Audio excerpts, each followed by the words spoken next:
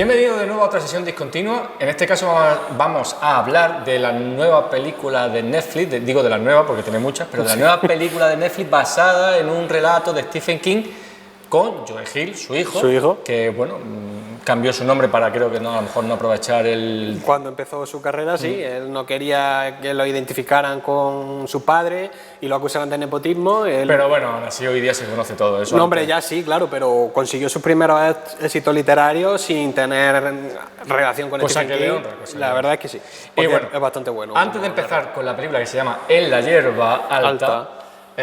Vamos a recordar, que no se nos olvide, que si os gusta el canal, si lo veis por casualidad y ya no estáis suscritos, podéis suscribir, campanita para ver todos nuestros vídeos, que estrenamos bastante. Aparte no pasan de moda porque aunque sean estrenos, las películas van a seguir estando ahí. Exactamente. Y tenemos otro canal, el canal de Instagram, donde Juan Luis es la estrella, Rocío añade ahí los diseños para las curiosidades. Yo ahí estoy un poco más alejado, un día de esto me atrevería a subir algo, pero de momento es Juan Luis. En la hierba alta, de Vincenzo Natali. Vincenzo Natali. Qué bien te y eso gusta. que es canadiense, tío, no te vayas a creer. Bueno, no, eso no importa. Que recordemos que tuvo un grandísimo debut con Q. Q fue un exitazo, además ganó el premio a la mejor película en el Festival de Sitges. Una película independiente hecha con muy poco presupuesto, con muy pocas localizaciones y un grupo de actores desconocidos, y la verdad es que fue un pelotazo y ya demostró el talento que tenía. Localizaciones básicamente una, porque lo que iban haciendo iban cambiando los paneles para tener más... Cambiaban el color para que parecieran distintos, pero era la misma localización. Pero una película muy interesante y muy a reivindicar. Yo hace poco volví a revisarla y la verdad que tenía una potencia visual increíble. El guión estaba muy bien, quizás a lo mejor podía flojear un poco en tema de interpretación, pero por flojear, digo, no es que estuvieran mal los actores, pero no era su fuerte. Creo que el fuerte era lo visual y la idea de la historia que tenía. Así. Y bueno, y ahora llega aquí con La hierba alta porque estaba como un poco perdido, ¿verdad? Ha seguido haciendo cine, pero nunca ha hecho una película que diera un pelotazo como en su momento Q. Vuelve aquí ahora con La hierba alta de Netflix, en donde también es productor y también quiero recordar guionista. El único guionista también, sí. Y se ha cuajado una película de casi 1 hora y 40, que a mí particularmente me ha gustado. ¿A ti qué te parece? A mí me ha gustado bastante también. Ahora comentaremos ciertas carencias que tiene en relación con el relato en el que se basa, pero a mí me ha funcionado muy bien, sobre todo porque visualmente la película sale adelante con una puesta en escena muy destacable. Me recordó en muchos aspectos a la puesta en escena que tiene James Wan cuando realiza terror. Sí, en una puesta en escena muy interesante, muy atractiva, intentando ir un poco más allá, con unos planos de una belleza visual muy potente, porque tiene planos visuales muy potentes. Y creo que a lo mejor lo más interesante de la película es Patrick Wilson, que Patrick Wilson está siendo un hito en el género del terror, ¿eh? Poco a poco está haciendo ahí películas. Bueno, todos sabemos que es Ed Warren, de la saga que inició James Wan, y aquí se sale. Aquí él es el actor más destacado del reparto y aunque no lo fuera da igual, porque es que lo devora completamente. Hace un papel que se mueve entre lo histriónico y lo dramático, y lo cierto es que se come la papel pantalla. que también hubiese sido muy interesante para Nicolas Cage. Bueno, pero Nicolas Cage hubiera hecho de Wicker Man 2, ahí hubiera sido algo exageradísimo, pero seguro que hubiera estado bien. Es curioso porque siempre los personajes que van más extremos son al final los más interesantes, son los más jugosos, creo yo. Es decir, cuando un actor se enfrenta a una interpretación, creo que muchas veces prefiere más un personaje de ese tipo que un personaje más estándar del protagonista o no. Luego el resto del casting está bien, pero es verdad que flojea en comparación con Patrick Wilson. Creo que también el punto fuerte de esta película es él. Creo que pasaba un poco con una anterior adaptación también de Netflix, 1922, que tenía a Thomas Jane, que estaba soberbio, que estaba genial, y el resto del casting no destacaba tanto como él. Y aquí creo que volvemos a lo mismo.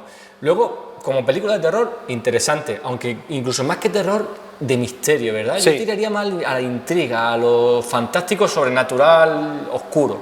Ciertamente, terror 100% no podemos decir que sea. Hay algunas escenas en las que sí se crea cierta tensión, pero es como tú dices, más de misterio, es como un capítulo de La Dimensión Desconocida un poco más alargado, que eso ya viene de la base literaria, que ahora lo comentaremos, y yo creo que funciona principalmente por la puesta en escena de Vincenzo Natali, que ya es algo que ya hemos comentado, pero es que visualmente consigue aprovechar algo muy escueto temáticamente, y la verdad es que funciona bastante. Tiene esa escena un par de escenas gore también, sí, hay que reconocerlo, pero justitas, desagradables para que te impacten, pero justitas. ¿Se puede decir también que se recuerda un poco, teniendo en cuenta que es una localización en la que transcurre prácticamente todo en una misma zona, a La Niebla? ¿Te puedes recordar a ti a La Niebla? Sí, bueno, claro, ahí volvemos a la base de Stephen King, porque hay muchísimos relatos suyos que están localizados en una zona muy escueta o un lugar cerrado, y eso es parte de su esencia como narrador. Llevando al extremo a los personajes que aparecen. Exactamente, siempre eso. Empezamos con una parte de spoiler, porque vamos a hacer una comparativa con el relato. El relato es muy breve, creo que son apenas 50 páginas, 50 o un poco, incluso un poquito menos, y la grandísima diferencia que hay entre... Bueno, hay muchas, pero una de las grandes diferencias es el personaje del novio de la protagonista, que en el relato no existe. Exactamente. Es muy interesante la película. En el relato sí, claro. Bueno, está, pero no hace acto de presencia. Bueno, se menciona, pero no aparece en ningún momento. Y aquí se le da un personaje, se le da una entidad, y de hecho tiene un peso importantísimo en la película. Y luego otra de las cosas que hay es ese juego con el espacio-tiempo. El relato es lineal, como empieza, acaba. Y aquí juega con esos saltos temporales, esa idea de lo cíclico, de empieza pero luego continúa y vuelve a empezar, que me pareció muy interesante, por lo menos desde mi punto de vista. Creo que eso es 100% del director, esa idea de retrasar un poco las cosas como ya hacía en Cube, y me resultó muy interesante y creo que muy acertado. Quizás lo que me falla en comparación del relato, o por lo menos desde mi punto de vista del relato, con la adaptación es el final, porque el final del relato es oscuro, como todo lo que le gusta hacer a King, casi siempre. Y Joe Hill también es bastante dado a la oscuridad. Exactamente, muy oscuro, y en cambio en la película tenemos un final feliz. Sí, un final feliz que no tiene nada que ver, pero bueno, que esto es algo que muchas veces es la tónica habitual cuando adaptan relatos de Stephen King o novelas. Siempre, por ejemplo, Cujo igual. Cujo, el final en la novela es muchísimo más trágico, y aquí, bueno, se salva a la familia, se salva al niño, que en el relato muere, spoiler. Y lo cierto es que es algo que es bastante usual, coger, transcribir bien esa oscuridad narrativa de Stephen King, pero a la hora de la verdad va a agachar un poquito las orejas y meter un final feliz, que no es necesario, porque es que... No es necesario. No. Es un final entre comillas agridulce, porque luego tenemos el protagonista que... Pero bueno, no sobrevive el protagonista de esa línea temporal. En la línea temporal en la que volvemos a...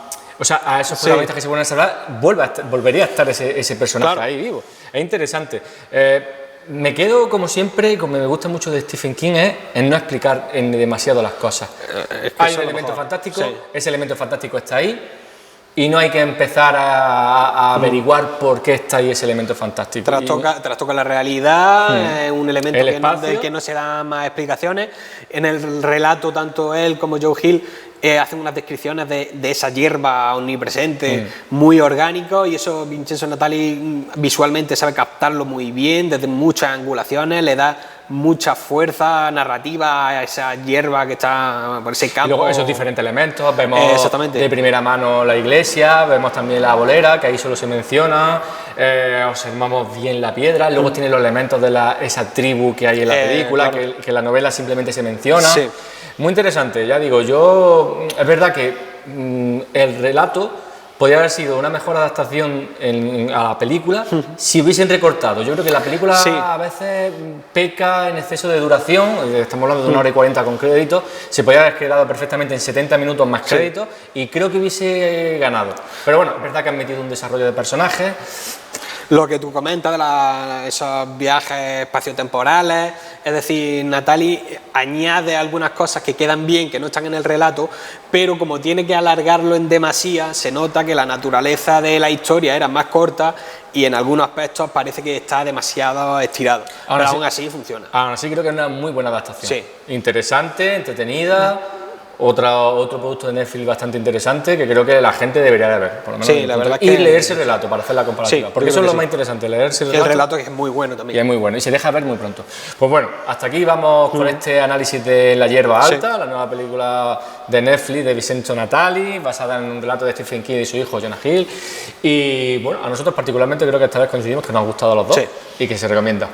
Nos despedimos hasta la siguiente sesión discontinua, recordando de nuevo que si te gusta el canal y si te gustan los vídeos que hacemos, puedes suscribirnos, y en Instagram también tenemos otro canal donde ponemos contenido diferente. Hasta la próxima.